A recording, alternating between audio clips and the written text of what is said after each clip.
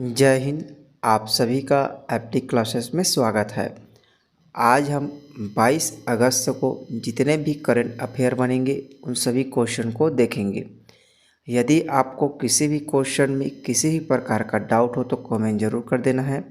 यदि आप हमारे वीडियो में पहली बार है तो चैनल को सब्सक्राइब, लाइक और शेयर ज़रूर करें, साथ ही बेल आइकन को प्रेस करें जिससे कि आपको नोटिफिकेशन मिल सके। चलिए आज का पहला क्वेश्चन देखिए।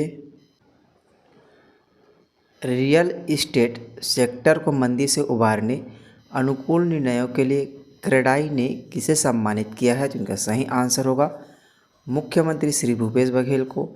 क्रेडाई ने रियल इस्टेट सेक्टर को मंदी से उबारने के लिए सम्मानित किया है। याद रखेंगे, रियल इस्टेट सेक्टर को मंदी से उबारने तथा लोगों के लिए घर और भूखंड की खरीदी को सुगम बनाने राज्य शासन द्वारा लिए गए फैसलों के लिए क्रेडाई ने मुख्यमंत्री श्री भूपेश बघेल को सम्मानित किया है। याद रखेंगे, क्रेडाई छत्तीसगढ़ द्वारा नया रायपुर में बढ़ता हुआ छत्तीसगढ़ की थीम पर आयोजित स्टेट कॉन 2023 में मुख्यमंत्री श्री भूपेश बघेल को सम्मानित किया है। याद रखेंगे, स्टेट कॉन 2023 का आयोजन नया रायपुर में बढ़ता हुआ छत्तीसगढ़ की थीम पर आयोजित किया गया है, जिसमें मुख्यमंत्री भूपेश बघेल को सम्मानित किया है। मुख्यमंत्री श्री भूपेश बघेल ने कार्यक्रम में क्रेडाई छत्तीसगढ़ ऐप्स को भी लॉन्च किया है। उन्होंने भिलाई, दुर्ग और बिलासपुर में क्रेडाई के यूथ विंग का इंस्टॉलेशन भी किया है। आवास और पर्यावरण मंत्री श्री मोहम्मद अकबर भी स्टेट कॉन 2023 में शामिल हुए हैं। मुख्यमंत्री श्री भूपेश बघेल ने स्टेट कॉन 2023 को संबोधित करते हुए कहा है कि लगातार छत्तीसगढ़ ने सचेत रहकर लोगों के हित के लिए लगातार व्यवहारिक फैसले लिए हैं। चलिए नेक्स्ट क्वेश्चन देखिए। लगातार दूसरे वर्ष परियोजनाओं के लिए बैंक से धनराशि प्राप्त करने में कौन सा राज्य शीर्ष स्थान पर है? इनका सही आंसर होगा उत्तर प्रदेश राज्य लगातार दूसरे वर्ष परियोजनाओं के लिए बैंक से धनराशि प्राप्त करने में शीर्ष स्थान पर है। याद रखेंगे, उत्तर प्रदेश 2022-23 में 16.2% हिस्सेदारी के साथ बैंकिंग और वित्तीय संस्थानों द्वारा अनुमोदित परियोजनाओं में अपनी बढ़त बनाई हुई है। मुख्यमंत्री योगी आदित्यनाथ के नेतृत्व में राज्य का लगातार विकास जारी है, जबकि अन्य राज्यों में उतार चढ़ाव और गिरावट का अनुभव हुआ है। वर्ष 2013-14 से 2020-21 तक स्वीकृत परियोजनाओं की लागत में राज्य की औसत प्रतिशत हिस्सेदारी 4.4% थी। चलिए नेक्स्ट क्वेश्चन देखिए। भारत ने ISSF विश्व चैंपियनशिप में मिश्रित टीम एयर पिस्टल में कौन से पदक जीत हासिल किया है? इनका सही आंसर होगा स्वर्ण पदक जीत हासिल किया है। याद रखेंगे, ईसा सिंह और ईसा नरवान ने अजरबैजान के बाकू में ISSF विश्व चैंपियनशिप के फाइनल में तुर्की को हराकर 10 मीटर एयर पिस्टल मिश्रित टीम में स्वर्ण पदक जीतकर भारत के खेमे में खुशी ला दी है। भारतीय जोड़ी ने स्वर्ण पदक मैच में तुर्की की इलेदा तरहान और यूसुफ डिकेट की जोड़ी को 16-10 से हराकर देश के लिए पदक की संख्या 2 कर दी है। भारत फिलहाल पदक तालिका में दूसरे स्थान पर है। चलिए नेक्स्ट क्वेश्चन देखिए। नाट्य रचना सुराजी गांव पुस्तक का विमोचन किसके द्वारा किया गया है? तो इनका सही आंसर होगा सुराजी गांव पुस्तक का विमोचन मुख्यमंत्री भूपेश बघेल द्वारा किया गया है। इंपॉर्टेंट क्वेश्चन है, याद रखेंगे। इस तरह से छोटे छोटे पुस्तक को भी याद रखेंगे, इससे क्वेश्चन बनाए जाते हैं। विधानसभा परिसर स्थित अपने कार्यालय में श्री दुर्गा प्रसाद पारकर की रचना सुराजी गांव पुस्तक का विमोचन किया गया है। श्री पारकर जी ने बताया है कि छत्तीसगढ़ी नाटक राज्य की महत्वाकांक्षी योजना नरवा, गरवा, घुरवा और बाड़ी पर आधारित है। याद रखेंगे दोस्तों, यह पुस्तक सुराजी गांव पुस्तक नरवा, गरवा, घुरवा और बाड़ी पर आधारित पुस्तक है। इसके लेखक श्री दुर्गा प्रसाद पारकर जी हैं। इस अवसर पर श्री दुर्गा प्रसाद पारकर को किताब के प्रकाशन पर बधाई देते हुए शुभकामनाएं भी दिए हैं। अगला प्रश्न देखिए। छत्तीसगढ़ में कितने प्रतिशत लोग पर्याप्त पोषित नहीं हैं? तो इनका सही आंसर होगा छत्तीसगढ़ में 35.12% लोग पर्याप्त पोषित नहीं हैं। यह नीति आयोग द्वारा जारी रिपोर्ट के अनुसार है। याद रखें दोस्तों, इंपॉर्टेंट क्वेश्चन है। नीति आयोग द्वारा जारी रिपोर्ट में बिहार 42.20% लोग पर्याप्त पोषित नहीं है। सबसे लास्ट में बिहार का स्थान है, इसमें याद रखेंगे। इसके बाद झारखंड का स्थान है 40.32% के साथ झारखंड का स्थान है। गुजरात में 38.09% पर्याप्त पोषित नहीं है। वहीं यूपी में 36.43% लोग पर्याप्त पोषित नहीं हैं। छत्तीसगढ़ में 35.12% लोग पर्याप्त पोषित नहीं हैं। याद रखेंगे दोस्तों, इम्पॉर्टेंट है।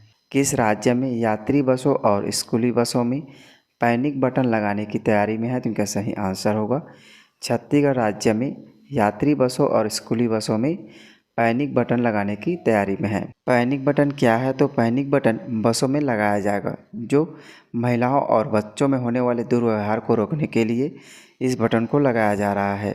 इस बटन को दबाने से पुलिस विभाग में इनकी जानकारी मिल जाएगी। आगे देखेंगे, छत्तीसगढ़ में यात्री बसों में महिलाओं और स्कूली बसों में विद्यार्थियों की सुरक्षा को सुनिश्चित करने के लिए पैनिक बटन लगाने की तैयारी है। पैनिक बटन लगाने से बस में किसी प्रकार की दुर्घटना छेड़छाड़ होने पर पैनिक बटन दबाने से तुरंत कंट्रोल रूम को सूचना मिल जाएगी। इसके साथ ही बसों का लोकेशन, स्पीड आदि का भी पता चलता रहेगा। जीपीएस सिस्टम का कंट्रोल रूम डायल 112 कार्यालय में बनाया जाएगा। परिवहन विभाग छत्तीसगढ़ से प्राप्त जानकारी के अनुसार इस व्यवस्था के शुरू होने से जनता को किसी तरह के खतरे या अनहोनी होने से निपटने से काफ़ी सहूलियत मिलेगी। वर्तमान में प्रदेश में कुल 12,000 बसें संचालित हैं जो अलग अलग रूट से प्रदेश के कोने कोने तक जा रही है। इसी तरह राज्य में लगभग 6,000 स्कूल बस भी संचालित हैं। चलिए नेक्स्ट क्वेश्चन देखिए, छत्तीसगढ़ में देश का सबसे लंबा मंदिर कॉरिडोर कहाँ बनाया जाएगा? तो इनका सही आंसर होगा छत्तीसगढ़ में देश का सबसे लंबा कॉरिडोर दंतेवाड़ा में बनाया जाएगा। याद रखेंगे क्योंकि देश का सबसे लंबा मंदिर कॉरिडोर दंतेवाड़ा में बनाया जा रहा है। दंतेवाड़ा की गठन 1998 में हुई है, इसे याद रखना है। दंतेवाड़ा की स्थापना 1998 में की गई है। दंतेवाड़ा बस्तर संभाग की एक प्रमुख जिला है, इसे भी याद रखेंगे। कोरबा जिला की स्थापना 1998 में, इसका भी 1998 में हुआ है। और दुर्ग जिला की स्थापना 1906 में, इसे भी याद रखना है। दुर्ग जिले की स्थापना 1906 में। रायपुर का 1861 में स्थापना की गई है, इसे भी याद रखेंगे। चलिए आगे देखेंगे, भारत का सबसे लंबा मंदिर कॉरिडोर व करीब 10 फीट ऊंचा स्वचालित विशाल घंटा अब दंतेवाड़ा की शान होगा।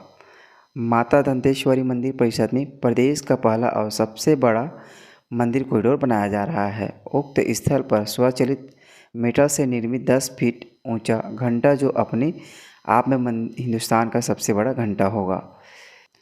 108 दीप प्रज्वलित किए जाने के लिए 40 फीट ऊंची दीप स्तंभ भी शामिल हैं। आदिशक्ति पीठ मां दंतेश्वरी स्थित रिवर फ्रंट व कॉरिडोर का योजना अंतर्गत कार्य 4 चरणों में पूर्ण होना है।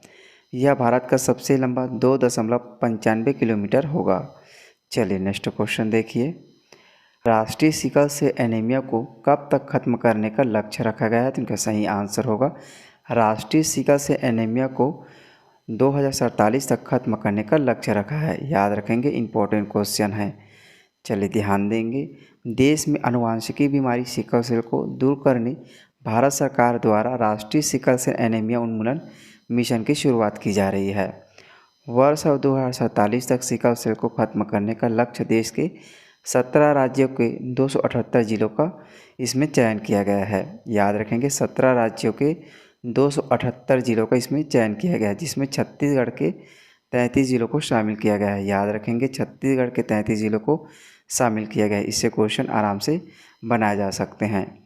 प्रधानमंत्री श्री नरेंद्र मोदी 1 जुलाई 2023 को मध्य प्रदेश के शहडोल में राष्ट्रीय सिकल सेल एनीमिया उन्मूलन मिशन का शुभारंभ किया है। प्रदेश के स्वास्थ्य मंत्री टी.एस. सिंहदेव रायपुर के राजा तालाब स्थित हमर अस्पताल से वीडियो कॉन्फ्रेंसिंग से कार्यक्रम से जुड़े थे। वे स्थानीय लाभार्थी को sickle cell genetic status card भी वितरित करेंगे। याद रखेंगे दोस्तों, बहुत ही इंपॉर्टेंट क्वेश्चन है।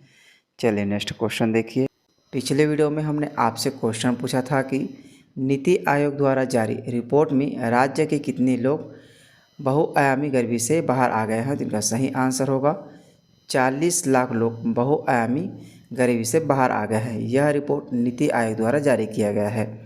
याद रखेंगे, इम्पोर्टेंट क्वेश्चन है। अब आपके लिए आज का क्वेश्चन, हाल ही में किस नगर पालिका को नगर पालिका निगम बनाने की घोषणा की है? तो इनका सही आंसर आप कमेंट बॉक्स में ज़रूर दीजिएगा। चलिए मिलते हैं अगले वीडियो में। जय हिंद, जय छत्तीसगढ़।